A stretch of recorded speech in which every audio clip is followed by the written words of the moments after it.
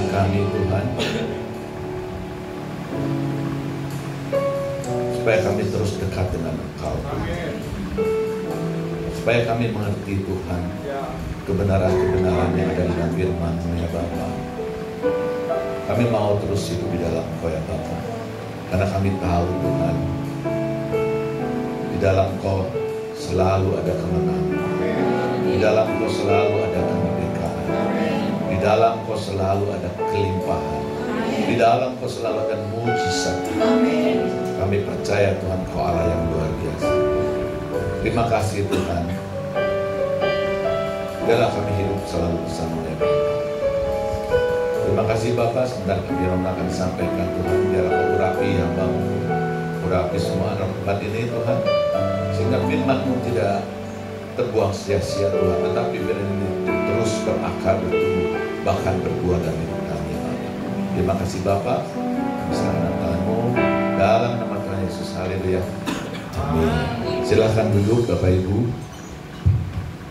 Bapak Ibu, hari ini saya akan mengambil tema bagaimana supaya kita bisa memaksimalkan potensi yang ada di dalam diri kita. Ya. Kenapa saudara kita harus memaksimalkan potensi kita? Supaya janji-janji Tuhan dalam kehidupan kita sebagai anak-anak orang-orang percaya terjadi dalam kehidupan kita. Amin, saudara. Saudara mau janji-janji Tuhan terjadi dalam kehidupan kita? Amin. Saudara mau hidup diberi kelimpahan, diberi kesuksesan? Saya percaya bahwa janji itu bukan hanya omong kosong belaka, tetapi janji itu ya dan amin ketika kita mendengar dan melakukan firman Tuhan ini. Amin. Oleh karena itu Tuhan selalu memberikan sesuatu yang bisa kita buat menjadi besar. Yaitu apa? Potensi yang Tuhan berikan, bakat yang Tuhan letakkan pada kita, ya. Jadi potensi itu akan maksimal ketika kita kelola dengan baik, ketika kita lakukan dan kembangkan potensi itu, sehingga potensi bisa menjadi besar. Amin, saudara, ya. Jadi kalau kita ingat gitu ya, dulu kalau sekolah kan ada anak yang pinter secara akademis, ada juga anak yang karena kurang pinter, bukan bodoh lah, kurang pinter ya, misalnya gitu ya. Tetapi kalau kita lihat perkembangan kehidupannya, ya ini bukan sesuatu yang rahasia lagi. Kadang-kadang orang yang bodoh secara akademis, orang yang kurang pintar itu hidupnya lebih sukses, betul nggak? Sering nggak lihat kita seperti itu. Nah kalau yang pintar akademis sukses juga, tetapi dia sebatas mungkin hanya profesional atau bagian riset, semua itu jadi guru gitu ya. Tapi kehidupan secara umumnya, orang-orang yang mungkin secara notabene itu akademis tidak baik, tapi ketika dia tahu kekurangan dia kembangkan, justru dia bisa hidup lebih sukses. Amin. Ya. Jadi yang bodoh, yang pintar, semua sama-sama diberkati Tuhan. Amin. Yang kurang pintar harus percaya bahwa di dalam diri kita pasti ada sesuatu yang bisa Tuhan kembangkan. Ya. Jadi saudara, potensi itu apa sih sebenarnya? Potensi itu kemampuan, ya, kekuatan yang dimiliki seseorang, baik yang sudah terlihat maupun yang masih tersembunyi. Ini dikatakan potensi itu adalah kemampuan, kekuatan yang dimiliki seseorang, baik yang sudah terlihat. Artinya ada yang langsung bahwa kita ini kelihatan nih kemampuan bakat seseorang gitu ya. Mungkin anak-anak kita bisa ketahuan bakatnya main di musik. Mungkin bisa ketahuan anak ini ternyata pinter masak misalnya, atau bisa berhitung dengan cepat. Kemampuan itu ada yang kelihatan secara langsung, tetapi kadang-kadang ada juga yang terpendam. Nah yang terpendam itu, saudara, itu harta karun. Ya, yang terpendam itu kan harta karun. Kalau kita temukan potensi itu, biasanya potensi itu keluar ketika kita mengalami tekanan, ketika kita mengalami pergumulan, ketika kita mengalami kesukaran. Baru kita cari, saya bisa apa nih? Saya bisa pintar apa nih? Saudara cari, itu yang akan menjadi emas dalam hidup kita. Amin. Jadi kita ini pasti memiliki sedikit pun, sesedikit apapun bisa dikembangkan potensi yang Tuhan berikan, ya. Jadi potensi itu adalah aset, saudara, harta yang dimiliki oleh setiap individu. Setiap orang pasti punya namanya potensi. Jika digali, dikembangkan, maka saudara bisa sukses. Saudara bisa menjadi dampak bagi orang-orang di sekitar kita. Kepuasan diri kita juga bertambah. Karena apa? Saudara berhasil mengembangkannya, ya. Jadi setiap potensi karena aset, kita harus manfaatkan dengan baik. Nah, dengan mengenali dan mengembangkan potensi yang ada dalam diri kita, maka tujuan hidup kita bisa tercapai. Ya, kita pengen tujuan hidup kita, ya, hidup kita sukses, hidup kita makmur, hidup kita sejahtera. Itu semua tujuan orang mau seperti itu kan. Nah, kesuksesan, kemakmuran, kesejahteraan itu bisa didapat kalau kita mau belajar untuk mencari apa yang ada dalam diri kita. Jadi bukan dari luar, saudara, kesuksesan itu. Semua Tuhan sudah siapkan. Semua Tuhan sudah tetapkan buat kita masing-masing individu, ya. Oleh karena itu, saudara, kita harus cari tahu, ya. Kita harus cari tahu potensi kita, talenta kita itu apa, dan kembangkan supaya yang kecil itu menjadi besar. Amin. Jadi saudara, Tuhan itu ketika menempatkan kita di dunia ini, Dia berjanji memelihara hidup kita. Tuhan gak mungkin kita lahir di dunia, Tuhan akan lepasin kita seperti itu aja. Tuhan akan jaga kita, akan pelihara kita. Nah, ini satu yang harus kita percayai. Hanya kita mau nggak ikut caranya Tuhan. Hanya kita mau nggak ikut perintah Tuhan, gitu ya. Bahkan saudara, Tuhan itu tidak hanya memenuhi kebutuhan kita, saudara, tapi jauh dari itu, saudara, Tuhan pengen supaya kita ini diberi kelimpahan, ya. Bahkan untuk mencapai kelimpahan itu, Tuhan juga kasih kepada kita kekuatan untuk memperoleh kekayaan, ya. Jadi bukan secara langsung kekayaan yang Tuhan berikan. Tuhan kasih kekuatan supaya apa? Kita bertanggung jawab terhadap apa yang sudah Tuhan berikan, ya.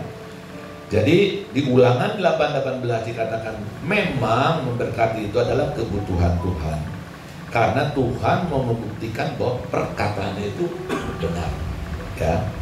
Jadi tidak cukup saudara kita hanya berdoa saja. Tidak cukup saudara kita hanya pergi seperti kebaktian seperti ini ibadah. Tidak cukup kita memuji Tuhan atau kita berfellowship di rumah Kersen. Semua itu baik. Semua itu menguatkan iman kita.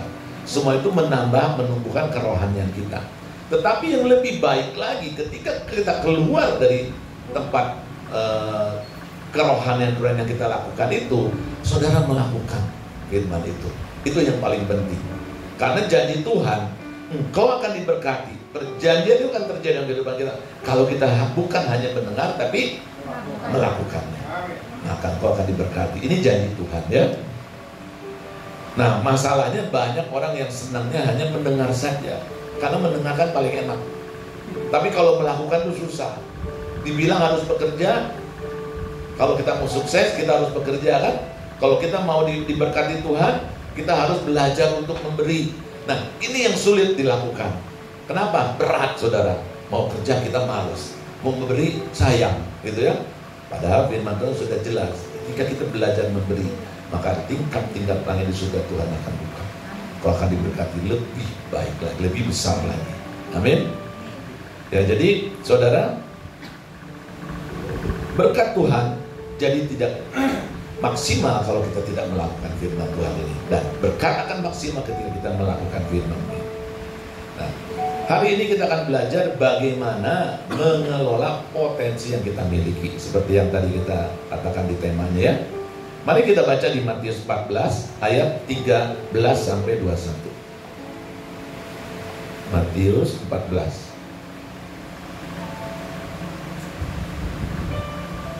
Saya baca yang pertama, saudara yang ayat berikutnya, ya. Ya, judul perikopnya adalah Yesus memberi makan 5.000 orang. Semua pasti sudah tahu, ya. Ini dulunya sekolah minggu semua apa sudah begini masuk gereja nih? Dari kecil ada yang sekolah minggu apa ketemu Tuhannya sudah dewasa? Kalau anak kecil pasti tahu cerita ini. Kadang-kadang digambarin ada ikannya, ada rotinya, gitu ya. Sekolah minggu itu tempat yang paling luar biasa. Makanya kita, anak-anak kita harus bawa supaya mereka mengerti kebenaran firman dengan ilustrasi-ilustrasi yang kadang-kadang saudara membekas dalam pikiran kita sampai sekarang ya. Nah, ayat 13 dikatakan gini, setelah Yesus mendengar berita itu, menyingkirlah ia dari situ dan hendak mengasingkan diri dengan perahu ke tempat yang sunyi. Tapi orang banyak mendengarnya dan mengikuti dia dengan mengambil jalan darat dari kota-kota mereka. Ayat berikutnya. Yesus mendarat, ia melihat orang banyak yang besar jumlahnya, maka tergeraklah hatinya oleh belas kasihan kepada mereka, dan ia menyembuhkan mereka yang sakit. Menjelang malam, murid-muridnya datang kepadanya dan berkata, tempat ini sunyi dan hari sudah mulai malam. Suruhlah orang banyak itu pergi supaya mereka dapat membeli makanan di desa-desa. Tetapi Yesus berkata kepada mereka, tidak perlu mereka pergi, kamu harus memberi mereka makan. Jawab mereka, yang ada pada kami di sini hanya 5 roti dan 2 ikan. Yesus berkata, bawalah kemari kepadaku. Lalu disuruhnya orang banyak itu duduk di rumput, dan setelah diambilnya 5 roti dan 2 ikan itu, Yesus menengadah ke langit dan mengucap berkat. Lalu memecah-mecahkan roti itu dan memberikannya kepada murid-muridnya. Lalu murid-muridnya membagi-bagikannya kepada orang banyak. Dan mereka semuanya makan sampai kenyang. Kemudian orang mengumpulkan potongan roti yang sisa, 12 batu. Yang ikut makan kira-kira 5.000 laki-laki, tidak termasuk perempuan dan anak-anak. Saudara, kalau kita renungkan firman ini, ada beberapa pelaku yang ada di dalam firman ini. Yang pertama siapa, saudara? Pasti ada Tuhan Yesus. Itu pelaku utamanya. Ya. Terus ada siapa lagi? Ada murid-muridnya. Ada siapa lagi? Nah, yang terpenting anak pemilik 5 roti dan 2 ikan itu. Karena kalau nggak ada dia, itu nggak akan terjadi multiplikasi. Ya. Terus ada murid-muridnya. Ada orang yang menerima berkat 5.000 orang, dan ada sisa bakul. Artinya setiap berkat itu selalu ada yang harus kita tabur kembali, 12 bakul ya. Nah, kalau kita perhatikan, saudara, di dalam setiap ayat-ayat firman Tuhan, ketika Yesus ada, selalu ada terjadi kesembuhan, selalu terjadi ada mujizat. Betul nggak? Dimanapun Tuhan ada kelepasan, ada pemulihan, ada orang sakit disembuhkan, ada yang kerasukan setan dilepaskan. Kenapa? Karena di dalam Tuhan Yesus selalu ada yang namanya belas kasihan. Belas kasihan ini yang melandasi Tuhan mengasihi kita. Belas kasihan inilah salah satu karakter yang harus kita miliki dalam kehidupan kita. Setiap kita kalau punya belas kasihan, pasti Tuhan akan bukakan jalan-jalan, terobosan-terobosan. Karena belas kasihan pasti memerlukan biaya. Kalau kita membantu orang, kalau kita menolong seseorang, pasti kita membutuhkan. Nah, caranya gimana ya? Kita Tuhan kasih cara jalan untuk supaya kita bisa melakukan bagian kita ini. Ya. Jadi ketika ada Yesus, maka mujizat itu terjadi. Di setiap keadaan, ketika Yesus ada di sana, selalu ada breakthrough, ada terobosan. Jadi supaya kita mengalami hal yang sama, saudara ya. Yang pertama bagaimana, saudara? Supaya kita bisa mengalami mujizat, supaya kita mengalami kelimpahan, supaya kita mengalami kelepasan. Apa yang harus kita lakukan yang pertama? Yang pertama kali, harus ada Tuhan dalam kehidupan kita. Jadi yang pertama itu harus put God first in everything you do. Tempatkan Tuhan sebagai prioritas paling utama dalam kehidupan kita. Amin. Mau nggak kita tetapin Tuhan sebagai prioritas? Amin. Saudara, kalau menetapkan Tuhan sebagai prioritas hidup kita, saudara pasti diberkati Tuhan. Amin. Amin. Jadi artinya apa? Ketika kita menempatkan Tuhan sebagai prioritas utama, maka Tuhan akan memberkati segala aspek kehidupan kita. Ya. Keluarga yang harmonis akan Tuhan berikan ketika keluarga menempatkan Tuhan sebagai prioritasnya. Ketika keluarga menempatkan Tuhan sebagai Tuhan yang berdaulat atas kehidupan kita, maka kehidupan keluarga kita akan diberkati Tuhan. Kehidupan keluarga kita akan harmonis. Keluarga kita akan rukun. Dan ketika kita harmonis dan rukun, saudara, Tuhan perintahkan berkat. Amin. Makanya kalau Tuhan berdalam hasil kita, keluarga kita pasti diberkati Tuhan. Demikian juga kalau kita menempatkan Tuhan di dalam setiap usaha kita, di dalam pekerjaan kita, saudara, usaha kita pasti berhasil. Saya bilang pasti. Kenapa? Karena bukan kita yang bekerja, Tuhan yang bekerja, Tuhan yang berdaulat. Artinya apa? Tuhan yang bertahta di atas segala aspek kehidupan kita. Siapa bisa lawan lagi kalau Tuhan sudah bertahta berdaulat dalam hidup kita? Gak ada yang bisa lawan. Orang mau melawan kita, orang mau mencederai kita, orang mau memfitnah kita, saudara, buat Tuhan gak ada masalah, itu gampang semua. Karena apa? Kita sudah dibentengi, dilindungi oleh darah Yesus. Jadi ketika kita berusaha, kita pasti dijaga Tuhan. Yang terpenting, jadikan Tuhan sebagai yang utama dalam kehidupan kita. Amin. Saudara, saya percaya semua orang yang sudah mengalami kebaikan Tuhan pasti percaya bahwa ketika dia tempatkan Tuhan sebagai yang utama, maka segala kehidupan kita akan jauh lebih baik lagi. Amin ya. Jadi dikatakan di firman Tuhan di 2 Korintus 3 ayat 17, kalau ada roh Allah, di situ ada kemerdekaan. Jadi kalau ada roh Allah dalam diri kita, maka saudara akan mengalami kemerdekaan. Kemerdekaan dalam segala bidang. Mungkin keluarga yang tadinya kacau, saudara, ketika kita percaya tempatkan dia di dalam kehidupan kita yang utama, sehingga roh Allah hidup dalam kehidupan kita semua dan keluarga kita akan lebih mudah. Yang biasanya dulu gampang kesinggung, sekarang gampang memaafkan. Yang dulu kadang ngomongnya kasar kok ke suami atau istri karena kesal, akan keluar buah-buah roh, kata-kata yang baik. Saudara, itu janji Tuhan, ya. Dan saya percaya kita mau dong keluarga kita semua di tempat ini menjadi keluarga yang takut akan Tuhan, betul nggak? Kalau kita punya keluarga yang takut akan Tuhan, maka anak cucunya juga akan diberkati. Bahkan saudara, tadi yang ada opa atau oma, akhir masa tuanya juga dia tidak meminta-minta, saudara. Bahkan dia banyak memberi, banyak mewariskan sesuatu yang baik kepada anak cucunya. Karena apa? Karena semasa muda dia sudah menempatkan Tuhan sebagai nomor satu dalam kehidupannya, ya. Demikian juga saudara, kalau kita mau merdeka dalam pergumulan hidup kita, saudara, termasuk keuangan kita, ya, maka saudara tempatkan dia yang utama. Kenapa? Karena itu sumber daripada sumber berkat dalam dunia, dalam kehidupan kita ini. Apalagi kita tahu perekonomian sekarang, keadaan sekarang bukan keadaan yang baik, betul nggak? Keadaan yang sulit, pekerjaan juga mungkin nggak mudah, usaha juga nggak mudah. Tetapi saudara, ketika kita undang Tuhan dalam bisnis kita, saudara percaya nggak? Nggak akan bisnis kita ini akan mengalami kesulitan. Kalaupun ada kesulitan, selalu ada jalan yang Tuhan siapkan. Kenapa saya berani? Saya latar belakang saya juga bisnis. Saya tahu ketika pandemi pun saya mengalami kesulitan. Tetapi ketika pandemi itu juga Tuhan berjanji. Ketika pandemi itu saya sudah mau bayar orang aja susah. Banyak pengusaha yang nggak bisa ngegaji orang, betul nggak waktu pandemi? Karyawan pun nggak bisa nuntut karena nggak ada pekerjaan.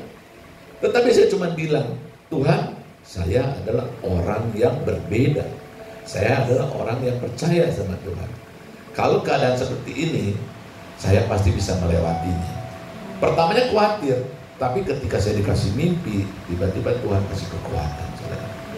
Apa yang dalam mimpi itu bahwa kalau misalnya waktu itu saya ingat bulan Juli itu saya sudah nggak punya apa-apa lagi, maksudnya buat gaji karun udah nggak mungkin gitu. Tetapi ketika datang satu hari mimpi, ya, di akhir itu kan kejadian bulan Maret, akhir Maret saya dapat mimpi, tiba-tiba Tuhan bawa satu jalan yang sempit gitu ya, terus jalan itu berbelok-belok, sudah.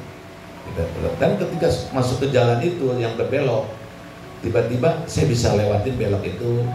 Dari mana saya bisa melihat? Karena ada orang yang kasih salam. Kamu berarti udah sukses, udah lewat. Terus ke depan lagi, belok lagi. Dapat salam lagi, dapat ucapan lagi.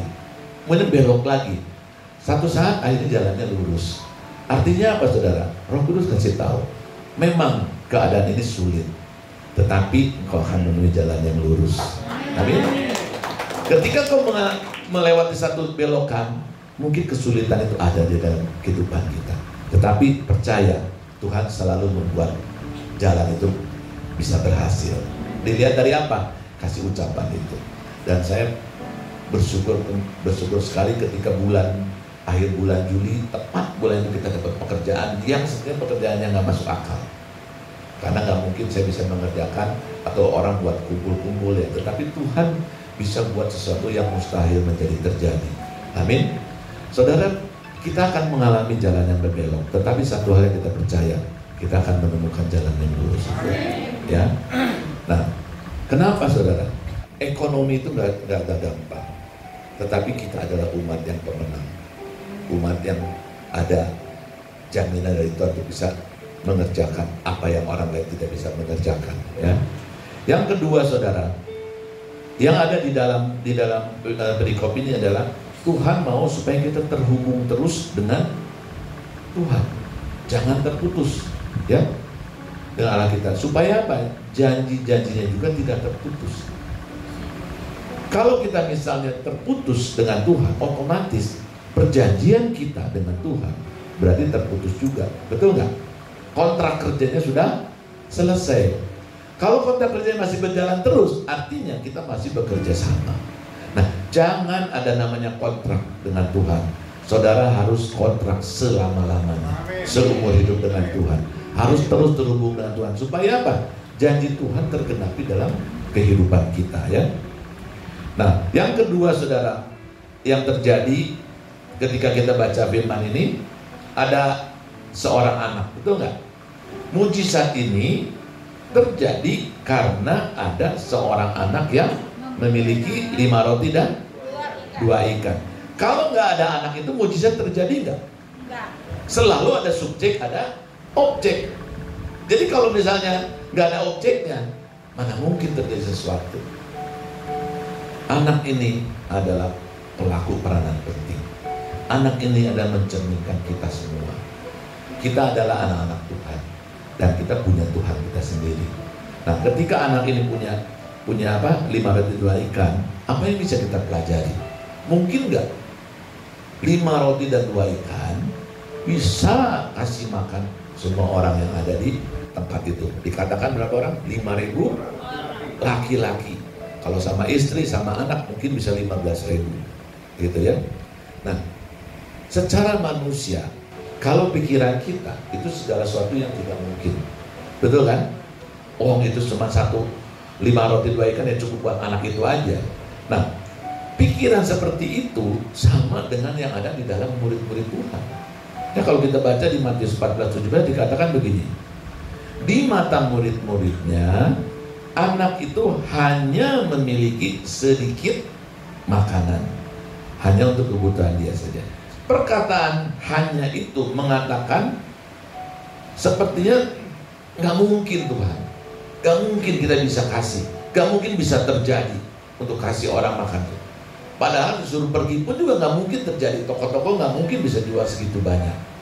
Tetapi ini yang sering kali menjadi pikiran kita. Pikiran kita melihat sesuatu yang kecil itu nggak mungkin menjadi besar. 5 roti dan 2 ikan itu sama seperti talenta, seperti potensi yang kita miliki. Tuhan berikan potensi kita, mungkin ada yang besar, ada yang kecil. Tetapi sesuatu yang kecil pun bisa jadi besar ketika kita apa? Serahkan sama Tuhan. Nah, ketika diserahkan 5 roti dan 2 ikan, Tuhan bisa multiplikasikan. Tuhan bisa membuat jadi besar sehingga mereka bisa menikmati makan pada waktu itu, ya. Nah, yang menjadi masalah sudut pandang kita, antara sudut pandang kita sebagai manusia dan sebagai Tuhan itu berbeda jauh. Sudut pandang kita sebagai manusia, kita berpikir bahwa ini nggak mungkin, mustahil. Tetapi bagi Tuhan tidak ada yang mustahil. Ini yang harus kita rubah. Ketika kita memiliki sesuatu yang kecil, menurut kita ini mustahil, saudara ganti sudut pandang kita. Gimana cara kerjanya Tuhan, cara kerjanya surga.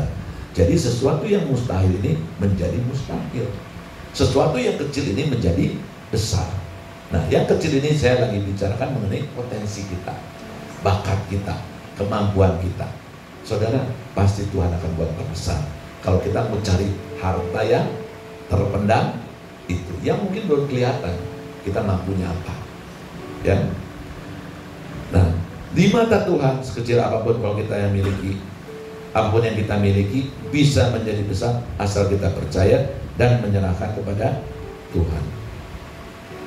Yang berikutnya saudara, setiap orang ya pasti memiliki talenta.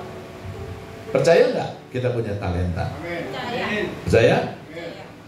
Kan ada perubahan talenta, ada yang menerima 1 talenta, benar ya? Ada yang 2 talenta, ada yang 5 talenta.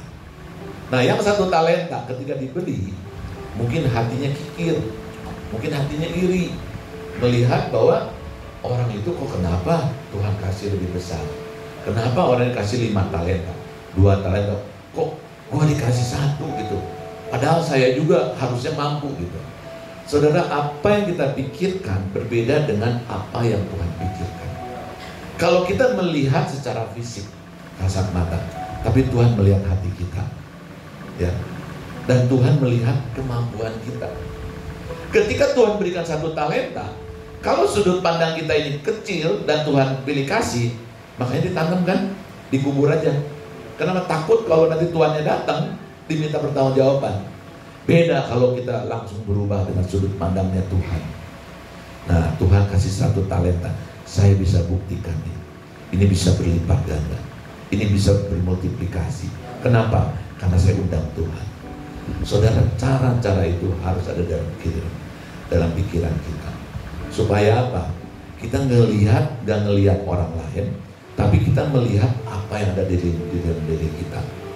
Jangan kita melihat apa yang ada di orang lain, tapi lihatlah apa yang kita punyai, apa yang kita miliki. Anak itu hanya punya 5 roti dan 2 ikan. Tetapi bagi Tuhan bukan masalah 5 roti 2 ikannya. Tuhan bisa berbuat segala sesuatu kalau serahkan sama Tuhan. Kalau anak itu nggak serahkan, jadi nggak? Ya nggak jadi juga. Nah, kita serahkan apa yang kita miliki sama Tuhan supaya Tuhan multiplikasikan. Amin. Jadi saya percaya saudara ya, di sini mungkin banyak orang ya, mungkin bakatnya kan macam-macam. Saya pinternya jadi reseller. Sekarang kan lagi rame kan reseller kan, modalnya nggak banyak, pakainya cuma pakai apa? HP ya, jual online lah namanya gitu ya. Sekarang ini juga ada HOB, ada apa? Saudara, banyak kemungkinan yang bisa kita kerjakan untuk menjadi reseller. Nah, kalau memang bakat kita di situ, lakukan. Gak ada yang gak mungkin. Ya, orang bisa besar tuh jualan itu sampai jualannya beli dari Thailand lah, beli dari mana lah. Kalau ada kemauan, selalu ada jalan. Apalagi kita bersama Tuhan, saudara, itu jauh lebih cepat, lebih beres. Karena orang dunia aja bisa sukses karena dia rajin, karena dia bekerja dengan tekun. Apalagi kita bekerja dengan tekun, bekerja dengan rajin, dan melibatkan Tuhan. Tuhan yang buka jalan-jalannya, Tuhan yang buka jalannya jadi lurus, saudara. Maka kita akan menikmati apa yang namanya harta kekayaan yang Tuhan siapkan, ya. Jadi semua itu mulai dari yang kecil. Tadi pagi saya jelaskan anggur orang tua. Kalau tadi Wings, ya. Sekarang anggur orang tua. Saya cerita ini karena saya dulu kerja di sana. Dulu tuh yang punya tuh yang gambar botak itu ya, itu bapaknya, kurang lebih begitu ya. Di ilustrasi. Dia jualannya sloki per sloki segini nih, jual keliling. Kalau dulu jualan itu beras kencur gitu ya, karena kesehatan. Nah, kalau yang sekarang anaknya sudah besar, dia kembangkan. Tapi kalau dia nggak kembangkan juga tetap hancur juga, betul nggak? Nah, mulainya itu dari yang kecil. Teh botol sosro sama. Kalau jualan dulu dia cerita tuh, orang tuh nggak mungkin jualan teh manis tapi di Jawa, bener nggak? Pasti ngerti kenapa saya bilang itu nggak masuk akal. Kalau kita pesen di Jawa, pesen teh, dikasihnya apa? Nggak diminta pun dikasih teh manis, karena gratis, bener nggak? Nah, tapi Tapi kenapa dia mau jualan itu? Dia kan orang Selawi, tapi dia jualan. Sekarang teh botol banyak, betul nggak? Luar biasa kan? Awalnya pasti ditolak, awalnya pasti dicibir, awalnya pasti dikatain orang, aduh nggak usah pak menjualan begitu, nggak mungkin lah, orang kira minumnya gratis, sama kayak jual aqua gitu ya. Air putih kan gratis di mana-mana, tapi sekarang air putih banyak sekali dan mahal, betul kan? Teh botol sosol ada, teh pucuk segala ngikutin semua.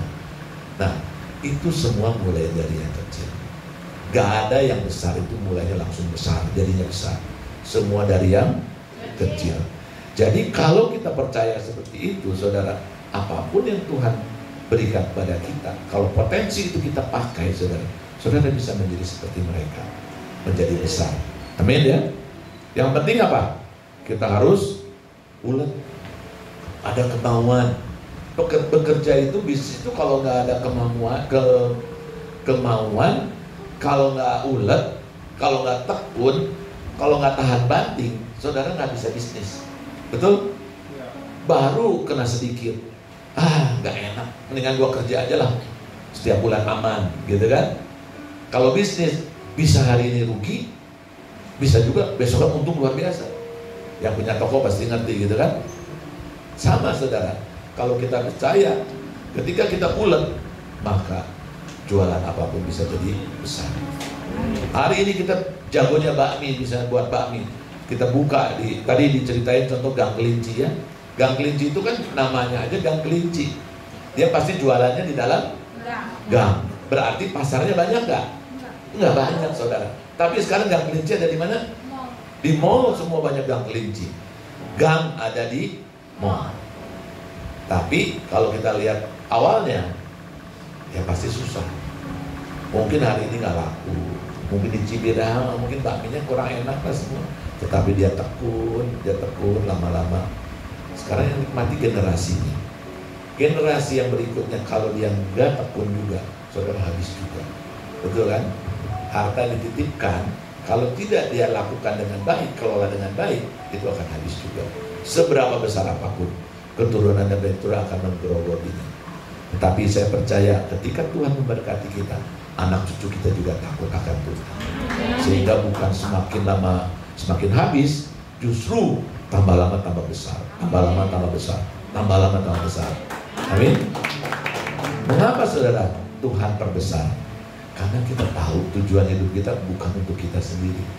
Karena kita diperbesar karena Tuhan tahu kita menjadi kaya untuk supaya bisa menjadi berkat bagi orang lain. Nah, tujuan ini harus kita pegang sebagai visi yang utama dalam kehidupan kita. Ya, jangan saudara mau usaha supaya menjadi kaya. Jadi usaha supaya menjadi berkat. Itu yang paling benar. Ya. Nah, artinya kalau kita ulet, setiap orang itu punya kesempatan yang sama untuk memaksimalkan potensinya dan menjadi sukses. Ya, setiap orang itu punya kesempatan yang sama. 1, 2, 5 kesempatan yang sama. Kalau digunakan dengan baik dan dikelola dengan baik, maka akan menjadi besar. Nah, sekarang saudara kuncinya nih. Bagaimana potensi yang kita miliki ini bisa menjadi besar? Kan pengen tahu dong, supaya yang kita sekarang kita udah tahu nih apa yang kemampuan kita. Kalau supaya menjadi besar, ada beberapa yang harus kita lakukan. Yang pertama saudara, miliki mentalitas seorang pemenang. Kalau kita berusaha sendiri, kita nggak punya mental ini, ketemu orang, ketemu saingan yang lebih besar, saudara udah ngepel, saudara udah, aduh gua nggak mungkin lah, gitu ya. Dulu ketika saya bekerja memulai satu usaha ini, ketemu lawannya yang PT-nya besar-besar, saya gentar nggak? Enggak. Kenapa? Karena saya percaya saya punya Tuhan yang besar. Tuhan ada di belakang saya. Bahkan kalau ketemu mungkin deal segala, Tuhan di depan kita. Tuhan ada di depan, ada di belakang, di samping kita, menjaga kita semua. Mereka punya Tuhan nggak di dalam bisnis yang besar? Mungkin mereka bisnis secara dunia gitu ya. Tetapi saya percaya ketika kita punya Tuhan yang besar, nggak ada lawan yang bisa melawan kita. Amin. Jadi mental kita harus berubah. Jangan takut gagal. Itu yang terpenting. Ya. Roma 8:37 dikatakan kita ini adalah lebih dari pemenang. Karena Tuhan yang mengasihi kita. Kita ini lebih dari pemenang. Pemenang yang lain ada pemenang, tapi lebih dari yang lain. Kita ini pemenang dari pemenang-pemenang yang lain. Karena Tuhan kita di atas segala-galanya. Ya. Contoh mentalitas pemenang yang paling gampang ya. Saudara pernah dengar yang tadi saya udah jelasin pagi cerita mengenai tinju petinju ya. Sekarang saya cerita yang lain. Pernah dengar kan Nick Vujicic? Tahu? Tahu? Orang itu apa? Gak punya kaki, gak punya tangan, tapi mental dia seperti apa? Bukan dia meratapi nasibnya.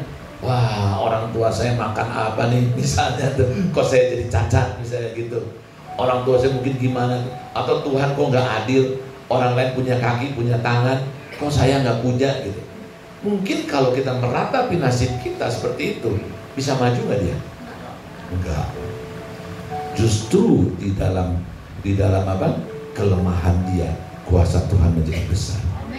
Di dalam keterbatasan dia menjadi tidak terbatas, saudara. Kita bisa lihat, dia bisa berenang. Saudara bisa berenang nggak? Nggak ada tangan, nggak ada kaki. Saya bingung, dia bisa berenang loh. Saya nggak ngerti juga. Terus dia bisa ngetik. Saya nggak ngerti gimana caranya. Tetapi dia itu pasti, karena dia terbatas, dia akan cari cara-cara supaya apa yang dilakukan orang lain, dia juga bisa melakukannya. Nah, mental itu yang paling penting. Ya, kalau orang lain bisa sukses, kenapa saya nggak bisa sukses? Gitu kan? Betul nggak? Kenapa dia berhasil? Kenapa saya nggak bisa berhasil? Saudara harus punya mental itu dulu. Kalau punya mental seperti itu, hidup kita akan berhasil, akan diberkati Tuhan. Nah, sampai dia tulis namanya life without limit. Hidup itu nggak ada batasnya. Saking dia menikmatinya dengan keterbatasan dia ada, dia bilang hidup ini hidup yang luar biasa, nggak ada batasnya. Dia menikmati sekali. Bahkan dia kalau ngajar, dia presentasi, kalau dia seminar, kalau dia mengencourage kita semua ya, dia berdiri di meja, nggak punya tangan, nggak punya kaki. Malu nggak kita yang males? Malu nggak kita yang lebih sempurna? Tapi kita nggak bisa melakukan seperti itu. Kita harusnya berkaca. Kita harusnya lihat, saudara, kita semua kita sempurna Tuhan ciptakan. Harusnya kita jauh lebih besar dari mereka, jauh lebih sukses dari mereka yang ini. Tetapi mereka yang kekurangan saja bisa menjadi berkat. Apalagi kita yang sehat sempurna. Ya, makanya mentalitas itu harus ada dalam setiap hidup kita. Kita harus percaya kepada kemampuan yang Tuhan berikan, ya, untuk mengatasi tantangan, untuk bertanggung jawab atas hidup kita dan meraih kemenangan apapun juga. Jadi apa yang harus dirubah, saudara? Cara pandang lagi harus dirubah. Mentalitas kita harus dirubah. Salah satunya apa? Kita harus percaya karena kita punya Allah yang sanggup menolong kita dan memberkati kita. Mental itu harus tanamkan dulu. Saya punya Tuhan, saya punya Allah yang pasti akan menolong saya. Kalau awalnya kita tempatin Tuhan yang utama, maka turun-turunannya itu akan lebih mudah. Ya, beda kalau kita Tuhan tuh udah nggak adil, Tuhan tuh nggak ini. Saudara lihat kurang nggak adilnya gimana sih Nick itu, sampai nggak punya apa? Saudara sempurna. Jadi saudara itu jauh lebih bisa melakukan yang lebih baik lagi. Nah, kita harus percaya ketika Allah menjadi penolong kita, maka firman Tuhan katakan dengan Allah kita bisa melakukan yang besar. Tuhan pasti akan memberikan jalan-jalan yang terbaik. Mental apa yang harus kita perbaiki? Jangan pernah takut gagal. Ya, jangan pernah takut gagal. Saya tadi jelasin yang petinju, yang badannya gede, tapi juara dunia. Tahu kan Tyson Fury kan? Ya, kalau lihat badannya kan gak cocok kan? Badannya one pack kan perutnya gede, cuma satu. Tapi lawannya itu telurnya 6. Gede, wah keker, wah body inilah, ini bagus sekali gitu ya.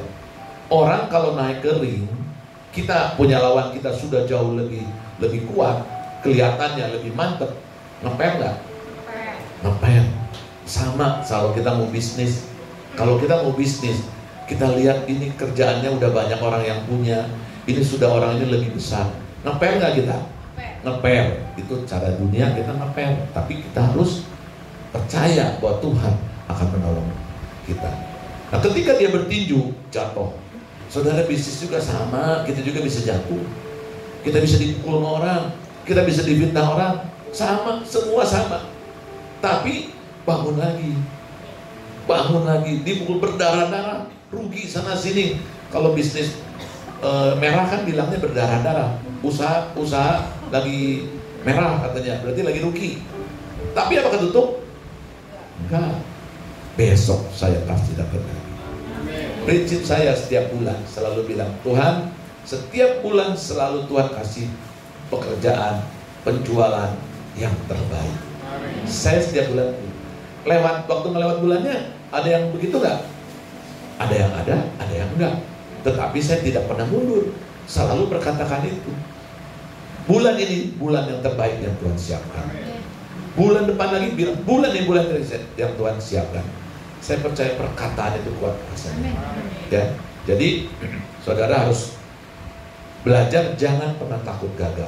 Dipukul jatuh biasa, ya berdarah-darah biasa, tapi balik lagi. Makanya ketika si Tyson Fury dipukul ronde keberapa, dia udah benar KO sampai hitungan ke-7, ke-8 baru dia bangun. Mungkin dia lagi tidur lagi ngomong, Tuhan saya mau lawan apa enggak? Mungkin kali ya, karena dia orang Kristen. Dan dia juga bilang ketika menang, itu karena Tuhan saja saya bisa menang, kata dia. Ya mungkin seperti itu waktu itu. Dan Tuhan bilang, ayo kamu naik, kamu harus jadi pemenang, mental kamu harus jadi. Dia balik akhirnya lawan yang kalah. Saudara, banyak contoh-contoh di dunia yang kita ini sebenarnya jauh lebih baik. Cuma kita selalu berpikir bahwa nasib kita ini seperti ini, meratapi keadaan. Saudara, jangan pernah kita seperti itu. Lihat orang yang lebih susah tapi dia bisa sukses, ya. Jangan melihat yang di atas jadi kita takut. Lihat yang di bawah jadi naik. Kita contoh yang itu, ya. Orang tidak mau berkembang tuh karena apa, saudara? Bukan mereka tidak mampu. Kita ini bukan tidak mampu untuk berkembang, tapi banyak orang yang berpikir sebenarnya mah bukannya nggak mampu. Kita ini malas untuk bekerja, malas untuk berusaha, malas untuk bertindak, malas untuk melangkah dengan alasan takut segala macam gitu ya. Tapi kunci utamanya adalah malas. Kita nggak mau bongkar, kita nggak mau bongkar apa yang dalam diri kita. Kalau kita bongkar harta yang terpendam tadi, saudara rajin dan ulet, saudara akan menjadi orang yang luar biasa. Amin. Jadi apa yang sering Paulus katakan, kalau orang malas, orang yang nggak mau kerja, jangan makan. Ya, ini sebenarnya firman-Nya yang luar biasa. Jadi ini nyindir semua orang yang nggak mau kerja. Untung di sini kerja semua, betul nggak? Jadi saya nggak salah ngomong ini kan? Kalau nggak kerja nggak boleh makan loh, gitu ya. Jadi firman Tuhan tuh benar. Kalau kita mau makan ya kita harus belajar bekerja, ya. Jangan pernah merasa sudah nasib, dulunya saya seperti ini, papa saya seperti ini, papa saya dulunya cuma kuli, ya paling ujung-ujungnya saya juga kuli juga gitu ya. Justru ketika bapaknya jadi kuli, pelajari apa yang membuat kehidupan dia seperti itu. Saudara harus naik di atas kuli, saudara harus punya bisnisnya itu misalnya, sehingga saudara bisa memberkati orang yang bisa bekerja. Jangan berpikir sudah nasib saya, sudah memang saya dilahirkan ya, ngikutin. Banyak kan begitu kan? Dari petani turun petani, dari apa turun dari supir jadi supir. Banyak seperti itu.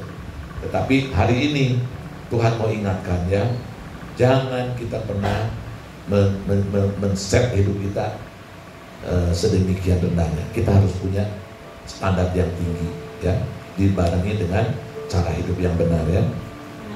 Dan jangan merasa sebagai korban tadi yang talenta 125 itu ya. Nah yang berikut saudara, supaya yang kecil menjadi besar, tadi kan mentalitas harus diperbaiki ya. Kedua, harus memiliki visi yang besar.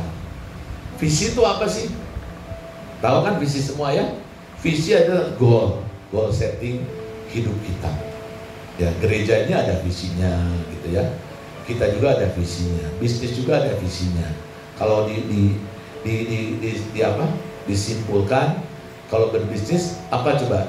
Kalau bisa bisnis itu beruntung, menjadi besar, itu salah satu visinya kan? Nah, tapi saudara harus ingat tadi, kita bukan hanya menjadi besar, kita harus punya visi supaya hidup kita berdampak. Ya, kalau hidup kita berdampak itu visi yang utama, maka yang dibawanya perusahaan kita jadi besar, kita jadi lebih baik semuanya dan bisa berkembang. Saudara, itu sebenarnya bonus dari Tuhan. Karena tahu ketika kita diberkati, kita ada salah satu tujuan yang utama, kita menjadi berkat buat orang lain. Kalau kita bangun usaha dengan tujuannya bukan mencari kekayaan pribadi aja, tapi kita tahu bahwa saya berusaha yang baik supaya banyak orang kerja di tempat kita. Itu dampaknya, saudara. Usaha yang baik pasti berdampak buat orang-orang yang bekerja di sekitarnya. Orang di sekitarnya bisa bekerja, bisa menghidupi keluarganya bisa sejahtera. Saudara, itu tujuan Tuhan untuk supaya kita berbisnis itu seperti itu, ya. Jadi visi adalah gambaran ideal tentang masa depan yang ingin kita capai. Visi adalah gambaran yang ideal yang ingin kita capai. Kita maunya apa? Harus kita tentukan. Dulu waktu saya kuliah, saya juga punya mimpi. Mimpi itu bisa dianggap tujuan hidup, bisa dianggap visi, gitu ya. Jadi ketika masih umur 18-17 tahun, saya sudah punya pikiran kalau saya nanti umur sekian jadi ini, umur sekian jadi ini, umur sekian jadi sini. Mentoknya nih, tujuan yang besarnya dulu. Karena saya sekolahnya akuntansi, ya sudah, saya jadi manajer akuntansi aja. Saya jadi jadi financial manager aja. Itu visi. Saudara, kalau mimpi kita seperti itu nggak apa-apa, lakuin aja gitu. Nah, supaya ketika kita bekerja, kita tahu saya arahnya ke sana. Saya tujuannya jadi manajer. Jadi kerja itu boleh pindah naik lagi. Boleh pindah, kalau bisa di situ nggak naik, ya kita pindah naik lagi sampai ke posisi yang kita capai gitu. Saya ingat waktu itu, kalau saya umur 36, saya sudah jadi manajer, saya punya rumah, impian semua orang punya rumah kan, punya kendaraan, bisa jalan-jalan ke luar negeri, ya sekali, 2 kali ke luar negeri gitu. Cuman itu aja, karena zaman dulu, waktu seumuran kita, nggak terlalu besar pikirannya. Dulu pikirannya jadi seorang profesional. Berjalannya waktu, saudara, umur 30 saya sudah Tuhan berkati jadi asisten vice president waktu itu di orang tua. Jadi 30 aja saya sudah mencapai apa yang 36 tahun yang saya cita-citakan. Umur 30-an saya sudah posisinya sudah demikian baik. Nah, pertanyaannya, apakah visi itu bisa berubah? Saudara, Tuhan itu tidak akan berhenti di satu level kalau kita masih bisa maksimalin. Kalau kita masih bisa perbesar lagi kapasitas kita. Jadi ketika saya di situ, tiba-tiba saya dipanggil sama perusahaan lama di Tangerang itu, tekstil pasti terkenal lah, itu Cinta Group ya. Panggil, dulunya hanya kepala seksi pembukuan, bukan kepala seksi, hanya hitung bagian apa gitu. Sekarang dipanggil karena saya punya jabatannya tinggi di orang tua, dan orang tua saya tahu, banyak orang tahu kalau keluaran dari sana tuh biasanya banyak yang berhasil. Ya, karena epos kerjanya luar biasa sekali, kerja keras di sana tuh ya. Saya pulang bisa jam 8, jam 9 setiap hari. Jadi jebolan sana tuh luar biasa sekali. Nah, dipanggil perusahaan lama jadi GM. Saudara kepikir nggak? Dulu yang manajer saya jadi atasan saya, yang kepala pembukuan saya, sekarang dia di bawah saya. Buat Tuhan tuh nggak ada yang mustahil, saudara. Ya. Tapi apakah itu terakhir saya? Ternyata enggak. Sampai terakhir saya belajar untuk usaha sendiri. Tuhan kasih usaha sendiri. Nah, mungkin Tuhan mau kita dipromosikan lebih tinggi lagi, dengan visi yang lebih besar lagi, karena Tuhan mau supaya kita berdampak. Ya, jadi intinya apa, saudara? Kalau tujuan kita ingin berdampak buat orang, buat lingkungan, untuk memperbesar kerajaan Allah. Saudara punya visi yang unlimited, visi yang tidak pernah berhenti kemana aja. Saudara visinya sekarang begini, setelah tercapai Tuhan buat yang baru lagi, tercapai Tuhan buat yang baru lagi. Semakin besar kapasitas yang kita berikan, siapkan untuk Tuhan, semakin besar Tuhan akan naikkan promosi dan hidup kita. Amin. Jadi visi itu penting. Kenapa penting? Kita bisa berjalan dengan arah yang jelas, fokus, gak akan berubah kemana-mana. Bisa berubah karena ada hambatan, karena ada kesulitan, ada pergumulan. Bisa berubah melenceng dikit aja, tapi kembali lagi. Ini tujuan kita. Visi itu manfaatnya seperti itu, tujuan itu seperti itu. Kita dikembalikan lagi ke jalur yang benar. Nah, visi juga bisa menumbuhkan motivasi. Bagaimana visi bisa menjadi motivasi? Ketika kita lelah, ketika kita lihat ini nggak berhasil nih, ini kayaknya rugi terus nih, ini kayaknya akan bangkrut atau macam-macam pikiran kita gitu. Saudara, visi akan memotivasi. Ingat, Tuhan persiapkan ke sana. Tuhan arahkan supaya tujuannya ke sana. Ayo balik lagi. Motivasi itu membangun kita untuk kembali lagi ke jalannya lagi.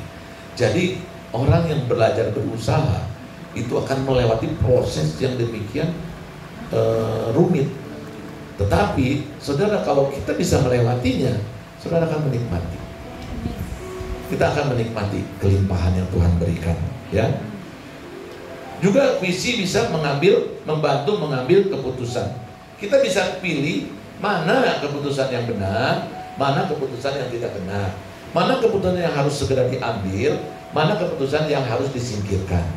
Tuhan akan memberikan kepada kita hikmat ketika kita punya visi. Jadi kalau kita memutuskan sesuatu, hikmat Tuhan itu turun. Ini untuk memperkuat visi kita, apa membuat jauh dari visi kita, misalnya.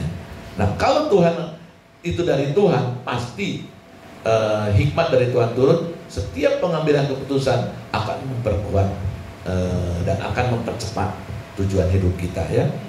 Saudara, yang ke berikutnya, jangan berubah di tengah jalan. Visi itu jangan berubah-ubah, harus konsisten. Kok tadi saya bilang berubah-berubah? Kalau sudah mencapai, Tuhan bisa berubah visi yang baru. Betul nggak? Ya. Ketika mencapai lagi, Tuhan bilang, kamu ini kapasitasnya masih ada. Tuhan bisa naikin lagi. Tapi tetap konsisten. Konsisten melakukan apa yang menjadi tujuan yang kita mau capai. Harus konsisten. Kalau nggak konsisten, saudara baru ngerjain segini, ganti. Kalau gonta-ganti, jadi nggak? Nggak akan mencapai. Ya, kayak kita pergi ke Bandung. Baru ke Bandung, baru sampai Purwakarta. Aduh, enak nih, Marangi, belok ke Marangi gitu ya. Terus nggak jadi-jadi ke Bandung, nanti sampai di Subang ada apa lagi? Ke Bandung yang tadinya 1 hari, jadi berapa hari gitu. Atau mungkin kadang-kadang balik kembali karena sudah waktunya habis. Saudara, kalau tujuannya ke sana terus. Jangan melihat kiri kanan, ya. Terus mengarah ke tujuan yang utama. Yang ketiga, saudara, supaya kita bisa menjadi besar, miliki growth mindset.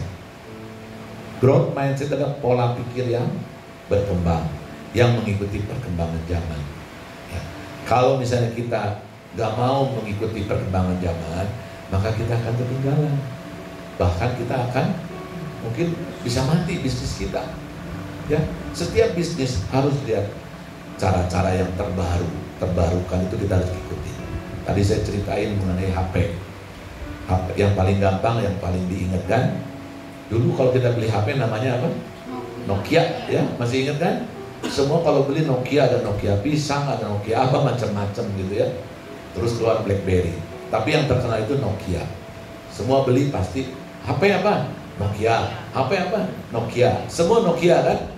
Sekarang saya tanya, ada nggak Nokia sekarang? Nggak ada. Kenapa dia seperti itu? Nggak mengikuti. Karena dia menganggap bahwa dia sudah paling baik.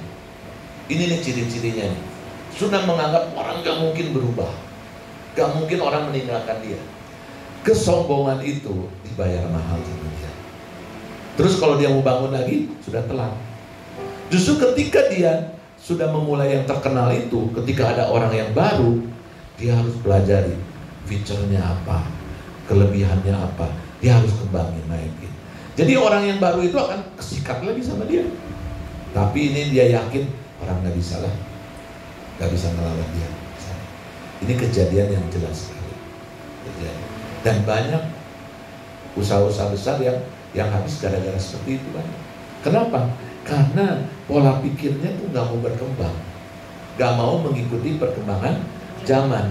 Ini namanya growth mindset. Yang dia miliki adalah fixed mindset. Fixed mindset adalah pikiran yang udah gua yang paling benar, saya yang paling benar. Saudara nggak bisa seperti itu. Ya, waktu pandemi kalau kita punya fixed mindset, kita nggak mau ngurusin, nggak mau belajar yang lain. Tetapi karena kita mau belajar, saudara, gara-gara pandemi saya jadi bisa belajar Zoom. Benar nggak?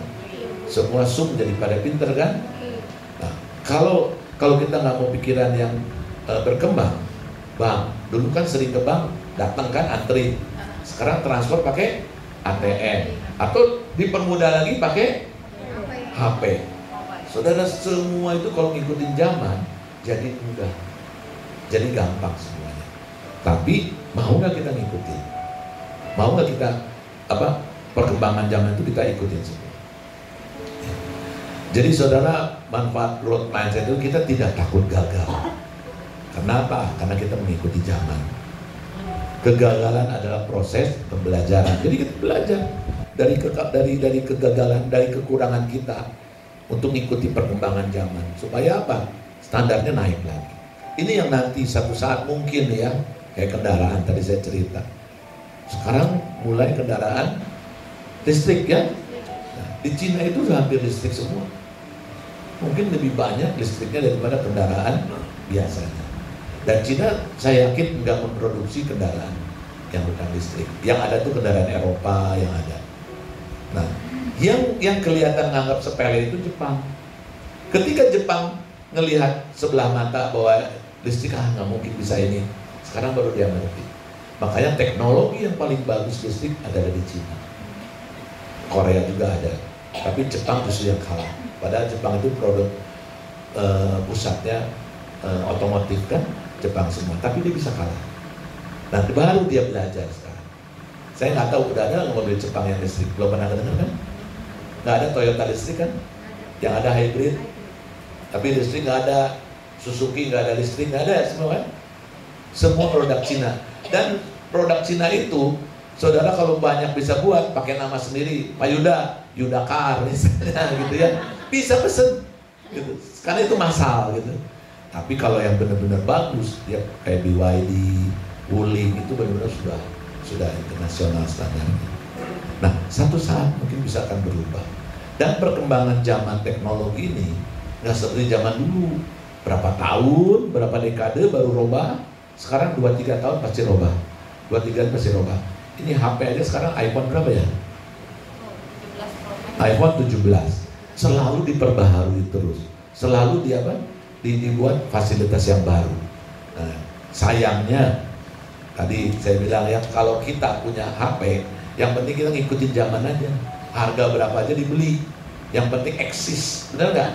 Jadi orang kalau lihat kita HP, wah iPhone-nya gitu ya. Padahal di dalam ini komputer berjalan, semua bisa dipakai. Ya tadi bisa transaksi bank, bisa transaksi saham, bisa semua transaksi bisa terjadi di dalam sini. Dan dia bisa dipakai tadi di sini pakai HP nih, bukan pakai kamera ya. HP aja bisa jadi kamera, saudara. Karena apa? Orang gunakan semua fasilitasnya dengan maksimal. Nah, kita yang sudah usia segini paling banter buat foto aja, ya benar nggak? Buat WhatsApp, buat chat, udah nggak banyak lagi. Karena memang nggak, ya kita nggak mau gali gitu. Kalau mau gali terus terang saya juga udah males kadang-kadang. Ini aja karena gembala bilang banyak baca AI, ChatGPT ya, baru kita mulai lihat ChatGPT. Ternyata di dalam ChatGPT itu, wah luar biasa fungsinya. Ya, saya kalau mau beli barang atau membandingkan sesuatu, tinggal tanya ke dia aja, keluar tuh pesaingnya apa, harganya berapa. Waduh, enak banget ya. Sekarang ada saingan Tokped, Tokopedia-nya ada saingan jadinya ya. Tapi semua itu karena perkembangan zaman, kita harus ikuti. Tokped dulu nggak diminirin, nggak mungkin kita mau beli lewat online, dikirim nggak? Benar nggak? Coba saya tanya pikiran dulu. Iya. Saya juga sama. Masa sih orang ngirim duit tapi barang belum dikirim online? Ternyata sekarang udah jalan baik. Dulu Gojek, naik ojek, sekarang bisa pesen lewat aplikasi semua. Itu perkembangan zaman. Jadi saya kemarin kena tuh waktu di Jepang, sampai karena nggak ngerti. Ini mah lewat dikit nggak apa-apa ya, yang terakhir kan. Waktu di Jepang mau pulang nih, saya udah takut aja pulang. Saya udah kasih tahu anak saya, kok coba ikutin caranya seperti gimana. Nih papi nggak pernah pakai namanya Grab, saya nggak pernah pakai Grab ya. Akhirnya di Jepang waktunya kan mepet, dia pulang duluan, saya pulangnya besok. Dia ikutin, oh gampang ya gitu ya. Besok pagi gaya aja kita buat begitu. Nah saya pikir kok nggak datang, kenapa? Ternyata ada satu yang saya kurang yang saya perhatiin. Harusnya tempatnya tuh si titik itu dipindahin ke titik kita. Jadi titik itu di stasiun, saya di sini. Waduh, sampai orangnya datang, Pak, saya sudah di sini. Saya juga sudah di sini. Karena saya nggak ngerti. Saya di sini, mana mobilnya gitu. Ini saya sudah puter-puter nih, kata dia. Udah lihat jamnya, saya mau naik pesawat lagi ya. Akhirnya dia batalin. Ya udah dia batalin. Baru saya ngeh. Ternyata gara-gara dia, saya harusnya pindahin titik jemputnya tuh di tempat saya. Itu titiknya tuh masih ada di stasiun. Yang kalau jalan 15 menit. Akhirnya dia batalin, untung ya. Saya ikutin. Oh, saya ngerti. Baru ketahuan. Saudara, itu gara-gara itu bisa konyol, saudara. Bisa nggak naik pesawat saya gara-gara itu. Dari situ kita ngibrit, jalan cepet-cepet, takut apa? Takut telat. Untung nyampe, saudara. Itu gara-gara apa? Gara-gara saya nggak mau mikirin ini, nggak mau punya pola pikir yang berkembang, yang baik. Harusnya kita pelajari. Aplikasi itu banyak baik-baik semua, dan semuanya ada di dalam sini semua. Tapi kita kadang-kadang nggak mau belajar. Dari situ saya baru ngerti. Saya memang nggak pernah pakai Grab, nggak ngerti terus terang sekarang. Makanya kalau pulang dari bandara, udah anak saya yang jemput. Nah itu juga kadang-kadang juga ya kurang baik juga sebenarnya Pak ya. Harusnya kita jangan bergantung orang lain gitu. Tapi ya kita semua harus belajar. Ya harus mengikuti perkembangannya. Aplikasi itu banyak sekali dan menguntungkan. Ya. Jadi miliki growth mindset. Ini pola pikir yang meyakini bahwa kemampuan dan kecerdasan dapat berkembang melalui usaha, melalui belajar, tekun, dan terima masukan dari orang lain. Kalau kita bisnis nggak mau terima masukan dari orang lain, saudara nggak akan jalan. Kita harus mendengar orang lain. Kita harus buka telinga, buka mata, dengerin lagi apa nih sekarang, lagi bagus apa nih. Kalau kita bisa dengar yang paling fresh, yang pionir, saudara itu akan sukses. Ya, kayak buka usaha nih. Dulu Chat Time, saya sudah tahu berapa puluh tahun di Taiwan itu jualannya udah kayak di pinggiran. Itu Chat Time milk tea, belum ada Chat Time. Saya bilang ini pasti akan ramai. Dan ternyata booming. Ya walaupun ada masanya, sekarang semua rata-rata udah pakai Chat Time gitu ya. Jadi harus banyak belajar, harus banyak melihat di dunia luarnya. Kalau kita punya growth mindset, saudara, kita akan lebih tangguh dalam menghadapi tantangan ya. Ada tantangan terhadap kesempatan yang berkembang. Punya semangat untuk terus mau belajar, sehingga meningkatkan kita punya kepercayaan diri kita. Nah, jangan sekali lagi punya pola pikir fixed mindset karena dia tidak mau menerima perkembangan zaman, tidak mau berubah. Ya, ini nanti akan kelibas itu, saudara. Yang terakhir, saudara, untuk menjadi besar, ini yang kunci yang utama, kita harus berpartnership dengan Tuhan yang pemilik semua alam semesta ini. Kalau semuanya kita lakukan 1, 2, 3, tapi kita tidak punya partner yang benar, saudara, semua itu percuma saja. Kita harus punya partnership yang benar. partnership dengan Tuhan. Kenapa? Karena Tuhan itu memegang saham terbesar dalam kehidupan kita. Ya, kita ini sebenarnya 0 sahamnya, punya Tuhan 100. Tapi Tuhan mau kasih sahamnya ke kita kalau kamu undang saya sebagai pemegang sahamnya. Tuhan nanti yang ngerjain semua. Kehidupan kita akan diberkati Tuhan luar biasa. Amin. Jadi terakhir Mazmur 108 ayat 14 dikatakan, dengan Allah kita akan melakukan perbuatan-perbuatan yang gagah perkasa. Wah, luar biasa sekali, Pak. Dengan Allah kita akan bisa menginjak-injak musuh kita. Dengan Allah, dengan kata lain, bisnis kita akan menjadi gagah perkasa. Kita bisa melawan pesaing-pesaing kita hanya dengan Allah. Ya, baik penutup, saudara, Tuhan itu tidak pernah asal-asalan menciptakan kita. Ketika kita lahir, kita ini spesial di mata Tuhan. Kita ini punya sesuatu yang berbeda di mata Tuhan dibanding orang-orang lain. Jadi karena kita berbeda dengan orang lain, jangan pernah kita merasa iri dengan orang lain. Tetapi ketika Tuhan menciptakan kita, saudara, pasti Tuhan titipkan sesuatu yang berharga. Yang tadi saya katakan, potensi itu bisa yang sudah terlihat, bisa juga yang masih terpendam. Biasanya yang terpendam itu harta karun, benar nggak?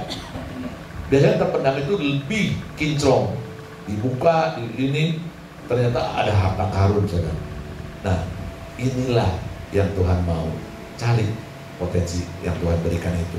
Harta yang terpendam itu kita harus cari.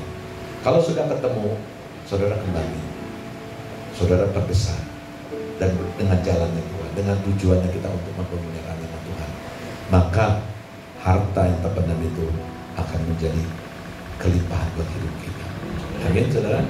Ya, jadi sekali lagi, ayo kita cari ya apa yang sudah Tuhan berikan pada kita dan gunakan sebaik mungkin. Ya, amin. Firman Tuhan sampai di sini. Yuk kita masuk dalam doa ya. Bahwa kami mengucap syukur, Tuhan, firman-Mu sudah disampaikan. Kami percaya Tuhan, biarlah Roh-Mu yang kudus yang memberi lagi pengertian, pemahaman yang benar akan firman-Mu, Tuhan. Tuhan, jadikan kami semua bukan anak-anak yang hanya bisa mendengarkan saja, tetapi mau melakukan dan setiap kehidupannya. Karena kami percaya Tuhan, berkat-Mu itu akan tercurah ketika kami melakukan bagian kami ya Bapak. Oleh karena itu Tuhan, biarlah Kau terus Tuhan arahkan anak-anak di tempat ini Tuhan, dan bukakan Tuhan semua yang terpendam, potensi yang ada di mereka, supaya mereka bisa menemukannya dan mereka bisa memaksimalkan potensi itu Tuhan, sehingga mereka bisa menikmati Tuhan kebaikan, kemurahan Tuhan dan kehidupannya Bapak. Terima kasih Bapak, kami serahkan Tangan-Mu, kami serahkan semua anak-Mu, biarlah sukacita, damai sejahtera Tuhan selalu dalam kehidupan kami selalu. Terima kasih Bapak, sebentar juga kami akan kembali pulang. Kami siap menerima berkat daripada. Mari angkat kedua tangan. Diberkatilah hidupmu, diberkatilah keluargamu, diberkatilah usahamu, diberkatilah pekerjaanmu, diberkatilah pelayananmu, diberkatilah apapun yang sudah Tuhan, dan diberkatilah apapun yang Kau lakukan, Tuhan buat berhasil dan berlimpah. Biarlah berkat yang terbaik di Allah Bapa di surga, cinta dan kasih dari Tuhan Yesus Kristus, dan persekutuan yang menjadi Allah Roh Kudus senantiasa menyertai kita mulai hari ini sampai selama-lamanya. Biar kita yang percaya katakan amin. Biar Tuhan Yesus berkati.